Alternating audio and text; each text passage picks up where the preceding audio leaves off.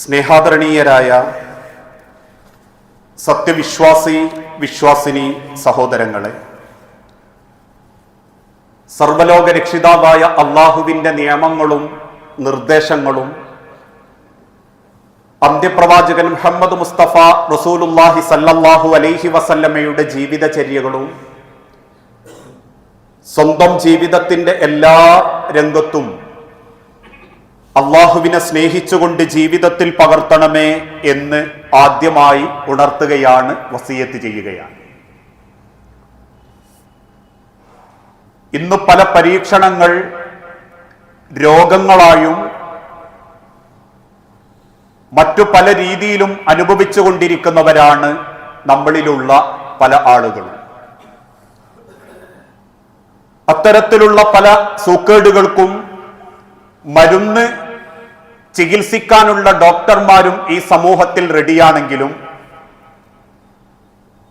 ഇന്ന് പലർക്കും മരുന്ന് കണ്ടെത്താൻ സാധിക്കാത്ത ഒരു പരീക്ഷണമാണ്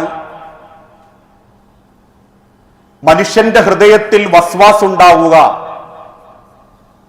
അവന്റെ പല പ്രയാസങ്ങൾക്കും കാരണമാകുന്ന, മാനസിക തകർച്ചക്കും കാരണമാകുന്ന വസ്വാസ് ഉണ്ടാവുക എന്നുള്ളത്. പലരുടെയും ജീവിതത്തിൽ ആ വസ്വാസ് പലരെയും ഏറെ പ്രയാസപ്പെടുത്താറുണ്ട്. എല്ലാ കാര്യത്തിലും, അത് ഇബാദത്തിന്റെ വിഷയത്തിലാണെങ്കിലും വിശ്വാസത്തിന്റെ കാര്യത്തിലാണെങ്കിലും കർമ്മങ്ങളുടെ കാര്യത്തിലാണെങ്കിലും എന്തോ ഒരു വസ്വാസ്, ഒരു മനസ്സിന്റെ നേർവായ അതല്ലെങ്കിൽ നേരായ ഒരു ചിന്ത കിട്ടാത്തൊരവസ്ഥ. യഥാർത്ഥത്തിൽ എന്താണ് വസ്വാസ് എന്ന ചോദ്യത്തിന് പ്രവാചകൻ സല്ലല്ലാഹു അലൈഹി വസല്ലമ ഓർമ്മപ്പെടുത്തി കൊടുത്ത ഒരു വചനം, പിശാച് ചിന്തകളാൽ മനുഷ്യന്റെ ഹൃദയത്തിൽ കയറുകയും എന്നിട്ട് അവൻ ഇടപെടുന്ന പല കാര്യത്തിലും സംശയത്തിലും ഭയത്തിലും ദുർബലതയിലും ആശയക്കുഴപ്പങ്ങൾ ഉണ്ടാക്കുക എന്നതാണ് വസ്വാസ് എന്നതിനെ കൊണ്ട് ഇസ്ലാമിക ലോകത്ത് ഉലമാക്കൾ രേഖപ്പെടുത്തിയിട്ടുള്ളത്. എങ്ങനെയാണ് ആ വസ്വാസ് ഒരാളുടെ മനസ്സിൽ അനുഭവപ്പെടുക? ഉദാഹരണമായി വിശ്വാസത്തിന്റെ കാര്യത്തിലാണെങ്കിൽ അങ്ങനെയുള്ള ചില മനസ്സുള്ള ആളുകൾക്ക് തോന്നും, അള്ളാഹു ഉണ്ടോ? അള്ളാഹുവിന്റെ ശരീരം എങ്ങനെയായിരിക്കും? അള്ളാഹുവിന്റെ മുഖം എങ്ങനെയായിരിക്കും? ഏഴാനാകാശത്തുള്ള റബ്ബ് തഹജ്ജുദിന്റെ സമയത്ത് ഒന്നാം ആകാശത്തേക്ക് ഇറങ്ങി വരുന്നുണ്ടെങ്കിൽ അത് ഏതെങ്കിലും വാഹനത്തിലാണോ അല്ലെങ്കിൽ ഊളിയിട്ടിട്ടാണോ? ഇങ്ങനെയൊക്കെയുള്ള അമിതമായ ഒരു ചിന്ത, ഒരു ആശയക്കുഴപ്പം വിശ്വാസത്തിന്റെ കാര്യത്തിൽ ചിലരുടെ മനസ്സിലുണ്ടാകും. ഇതൊരിക്കലും ഈമാനിന്റെ കുറവല്ല, മറിച്ച് അവന്റെ ഈമാനിനെ തൊട്ട് റബ്ബ് പരീക്ഷിക്കുന്ന ഒരു പരീക്ഷണമാണത്. ഒരിക്കലും റബ്ബിനെ പറ്റി നിങ്ങൾ കൂടുതൽ അള്ളാഹുവിന്റെ രൂപത്തെ പറ്റി ചിന്തിക്കരുത്. അത് നിങ്ങളെ കുഫ്രിയത്തിലേക്ക് എത്തിക്കും. മൂസാ നബി അലൈഹിസ്സലാത്തു വസ്സലാമയുടെ ജനത പറഞ്ഞതുപോലെ, മൂസ, ഞങ്ങൾക്ക് കണ്ണുകൊണ്ട് കാണാനുള്ള ഒരു ദൈവം വേണം എന്ന് പറയപ്പെടുന്ന ഒരവസരത്തിലേക്ക് നിങ്ങളെ കൊണ്ടുപോയേക്കാം. അങ്ങനെ കൊണ്ടുപോകുന്നതിലേക്ക് പിശാച് നിങ്ങളുടെ മനസ്സിലേക്ക് ഉണ്ടാക്കിയെടുക്കുന്ന ഒരു ദുഷ്ചിന്തയാണ് വസ്വാസ്. ഇനി മറ്റു ചിലരെ സംബന്ധിച്ചിടത്തോളം ഇബാദത്തിന്റെ വിഷയത്തിലായിരിക്കും. ഒതു എടുക്കുമ്പോ ഒതു ശരിയായോ? ഞാൻ ആ തല തടവിയത് ക്ലിയറായോ? ഞാൻ ആ മൂക്കിൽ വെള്ളം കയറ്റി ചിറ്റിയത് ഓക്കെ ആണോ? ഇനി അഥവാ ആ ഒതു നിർവഹിച്ചു വന്നു നിൽക്കുമ്പോ മറ്റു ചില ആളുകൾക്ക് തോന്നും, ഒതു മുറിഞ്ഞോ? എന്റെ ശരീരത്തിൽ നിന്നും ഞാൻ അറിയാതെ കീവായു പോയോ? മറ്റു ചിലരെ സംബന്ധിച്ചിടത്തോളം നമസ്കാരത്തിന് വന്നു നിൽക്കുമ്പോ അള്ളാഹുവിന്റെ നേരെ കയ്യേർത്തിയിട്ട് അള്ളാഹു അക്ബർ എന്ന് നെഞ്ചത്ത് കൈകെട്ടാൻ നിൽക്കുന്ന സമയത്ത് ആദ്യമൊന്ന് കയ്യേർത്തും, ശരിയായില്ല. വീണ്ടും ഒന്നും കൊടുത്ത് അടുപ്പിച്ചു പിടിക്കും, ശരിയായില്ല. ഇങ്ങനെ കയ്യുകെട്ടുന്ന വിഷയത്തിൽ പോലും ഒരു വല്ലാത്ത വസ്വാസ്. ഉദു എടുത്ത് കയറി വരുമ്പോ ഏതെങ്കിലും ഒരാളെ ഒന്ന് സ്പർശിച്ചു പോയാൽ, അതാണാവട്ടെ പെണ്ണാവട്ടെ, ഒന്ന് മുറിഞ്ഞോ, ഞാനിപ്പോ പോയി എടുക്കണോ, കയ്യെട്ടിക്കഴിഞ്ഞാൽ ഒന്ന് ശരിയായില്ലേ, ഇങ്ങനെ വല്ലാത്തൊരാശങ്ക. തയമ്മം ചെയ്യാൻ നേരത്ത് ശുദ്ധമായ മണ്ണ് വേണം, അവിടുന്ന് എടുക്കാന്ന് പറഞ്ഞപ്പോ പറയും അതിലെ നായ പോയിട്ടുണ്ടാകും. ശരി, അവിടുന്ന് എടുക്കാം, അതിലെ പോത്തു പോയിട്ടുണ്ടാകും. ഏത് കാര്യത്തിനും വല്ലാത്തൊരാശങ്ക, ആശയക്കുഴപ്പം, ഇത്തരത്തിലുള്ള വസ്വാസും പിശാച് മനുഷ്യന്റെ ഹൃദയത്തിൽ ഉണ്ടാക്കുന്നു. ഇനി മറ്റു ചിലരെ സംബന്ധിച്ചിടത്തോളം റബ്ബിന്റെ കാരുണ്യത്തിൽ, ഞാൻ എന്തിനാ ഇങ്ങനെയൊക്കെ ജീവിക്കുന്നത്, ഇങ്ങനെ പടച്ചോനെ ഭയപ്പെട്ട് ജീവിക്കാത്തവരൊക്കെ എത്ര മനോഹരമായിട്ട് ജീവിക്കുന്നുണ്ട്. അള്ളാനെ ഭയപ്പെട്ട് ഞാനൊരു കച്ചവടം തുടങ്ങി, 1-ാം മാസം അത് പൂട്ടിപ്പോയി. എന്നാ പടച്ചോനെ ഭയപ്പെടാതെ കാണാൻ പറ്റുന്ന ശരീരത്തിൽ വസ്ത്രം ധരിക്കാത്ത പെണ്ണിനെ കൊണ്ടുവന്ന് ഉദ്ഘാടനം നടത്തിച്ചിട്ട് ആ സ്ഥാപനമതാ 1 10 10 100 ഇങ്ങനെയുള്ളൊരു കാര്യത്തിന്റെ ആശങ്ക. പരലോകമുണ്ടോ? കബർ കുണ്ടച്ച വേറൊരു ലോകമുണ്ടോ? അള്ള പറഞ്ഞ മാതിരി ഒരു നരകമുണ്ടോ? അവിടെ പടച്ചോൻ പറഞ്ഞ മാതിരി ഒരു രക്തത്തിന്റെ പുഴയുണ്ടോ? അതല്ലെങ്കിൽ പടച്ചോൻ തീയിലിടുന്നു പറഞ്ഞ മാതിരി അവിടെ അങ്ങനെയൊക്കെ ഉണ്ടോ? ഇങ്ങനെ ജീവിതത്തിന്റെ പല ഘട്ടങ്ങളിലും മനുഷ്യന്റെ വിശ്വാസത്തെ ചൂഷണം ചെയ്യാനും അവനെ ഒരു വലിയ കാഫിർ വർഗത്തിലേക്ക് കൊണ്ടുപോകാനും പിശാചുണ്ടാക്കിയെടുക്കുന്നതാണ് വസ്വാസ്. അവനതിന് കഴിയുമെന്ന് അല്ലാഹു തആല വിശുദ്ധ ഖുർആനിലൂടെ തന്നെ പഠിപ്പിച്ചു. അല്ലദീ യുവസ്ഫിസു ഫീ സുദൂരിൻ നാസ്. മനുഷ്യന്റെ ഹൃദയത്തിൽ അങ്ങനെ ഒരു തോന്നൽ പിശാചുണ്ടാക്കും. കാട് കടന്ന ചിന്തയിലേക്ക് ശൈത്താൻ അവനെ കൊണ്ടുപോകും. ഇത് ഈ ഒരു ഇബാദത്തിന്റെയോ വിശ്വാസത്തിന്റെയോ വിഷയത്തിൽ മാത്രമല്ല. അനുഭവിക്കുന്ന പരീക്ഷണം, അനുഭവിക്കുന്ന സുക്കേടുകൾ, എന്തിനേറെ ഇക്കഴിഞ്ഞ മാസം ഒരു പെൺകുട്ടി ആത്മഹത്യ ചെയ്തു. 8-ാം മാസത്തിൽ ഗർഭം ധരിച്ച പെൺകുട്ടി. ആ പെൺകുട്ടിയുടെ ആത്മഹത്യാക്കുറിപ്പിൽ പെൺകുട്ടി എഴുതി വെക്കുന്നത്, ഞാൻ എന്റെ ഗർഭത്തെ ശിശുവിനെ പറ്റി ആലോചിച്ചു. എന്റെ കുടുംബത്തിൽ, കുടുംബത്തിൽ അംഗവൈകല്യമുള്ളവരുള്ളത് കൊണ്ട് ഒരുപക്ഷെ പാരമ്പര്യമായിട്ട് എന്റെ കുഞ്ഞിന് അംഗവൈകല്യം കിട്ടുമോ എന്നുള്ള പേടി കൊണ്ട് എന്റെ വയറ്റിലുള്ള കുഞ്ഞിനെന്തോ അസുഖം ബാധിക്കും എന്ന വസ്വാസിന്റെ ചിന്ത മൂർത്തീകരിച്ച് പിന്നീട് അത് മെന്റൽ ഡിപ്രഷനായി ആത്മഹത്യയിലേക്ക് വരെ മനുഷ്യനെ കൊണ്ടെത്തിക്കുന്നു. ഇത് പല വിഷയത്തിലും നമ്മൾ ഈ പലരും അനുഭവിക്കുന്നുണ്ട്. കാട് കടന്ന ചിന്ത, റബ്ബ് നിശ്ചയിച്ചതിൻ്റെക്കാൾ അപ്പുറത്തേക്ക് ചിന്തിച്ചു കൂട്ടി പലതും വേണ്ടെന്ന് വെക്കുന്നവരുണ്ട്, പലരും ടെൻഷൻ അടിച്ച് ജീവിക്കുന്നവരുണ്ട്.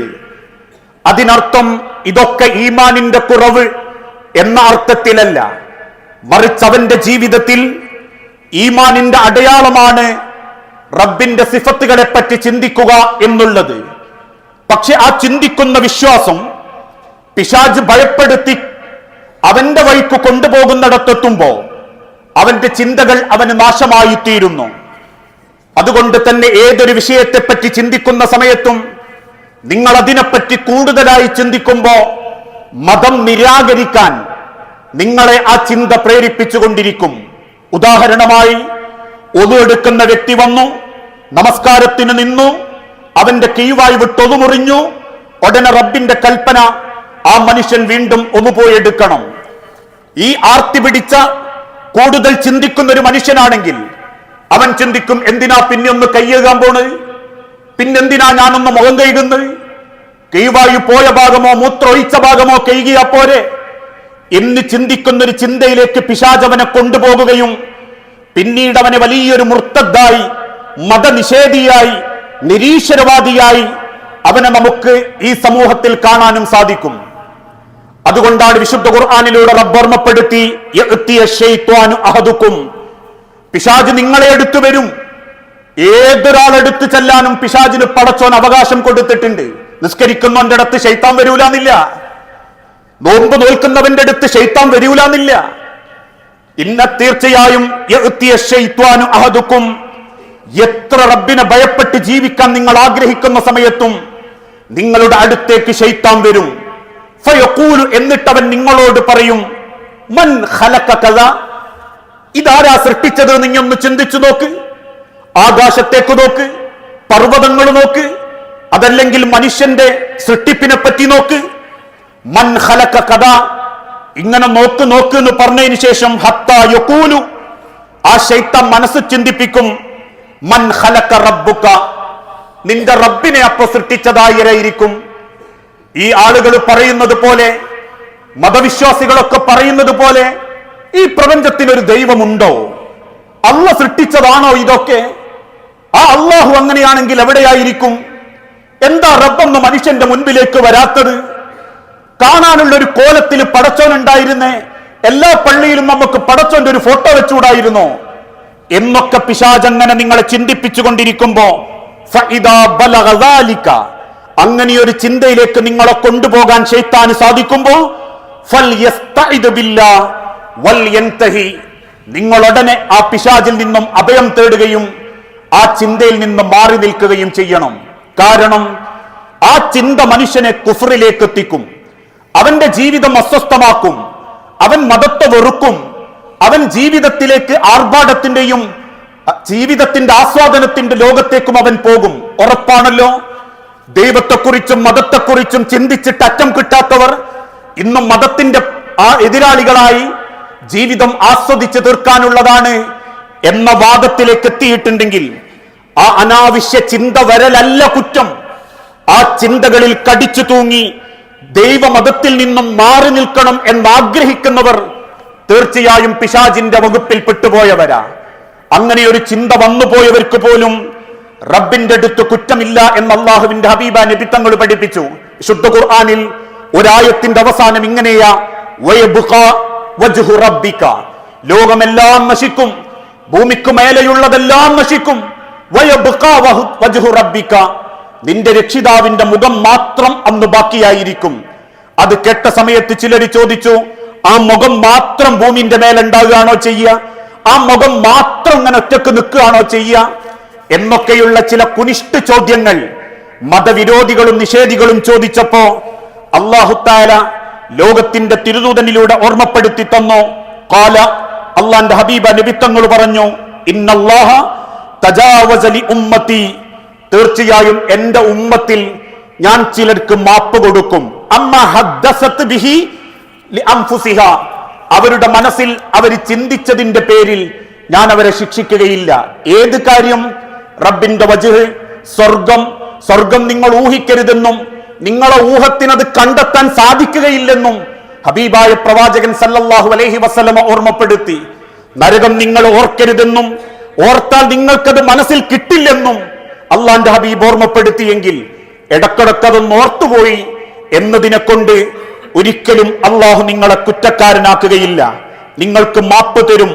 മാലം തതകല്ലം, നിങ്ങളത് മറ്റൊരാളോട് സംസാരിച്ച് അയാളെയും കൂടി ഫസാദിലാക്കിയിട്ടില്ലെങ്കിൽ, അഥവാ ഇന്ന് ചിലർ ചെയ്യുന്നത് പോലെ മനസ്സു തോന്നിയ കാര്യം വേറൊരുത്തനോട് ചോദിച്ച്, എനിക്കറിയോ അള്ള എങ്ങനെയാണ്, എനിക്കുറപ്പുണ്ടോ പരലോകമുണ്ടോന്ന്, എനിക്കുറപ്പുണ്ടോ ഖബറിൽ അങ്ങനെ എങ്ങനെയൊക്കെ ഉണ്ട് എന്ന് ചോദിക്കുന്നില്ല എങ്കിൽ, ഔ തഅമൽ ബിഹി, അതുമായിട്ട് ജനങ്ങൾക്കിടയിൽ ചില കാര്യങ്ങൾക്ക് വേണ്ടി ഇറങ്ങാത്തവനാണെങ്കിൽ തീർച്ചയായും അത്തരക്കാർക്ക് ഞാൻ പുറത്തു കൊടുക്കുമെന്നും മാപ്പുണ്ടാകുമെന്നും പ്രവാചകൻ സല്ലല്ലാഹു അലൈഹി വസല്ലമയിലൂടെ അല്ലാഹു തആല ഓർമ്മപ്പെടുത്തി തന്നു. ഇത് പല കാര്യത്തിലും വസ്വാസ് ആളുകളെ സ്വാധീനിച്ചു കൊണ്ടിരിക്കുകയാണ്.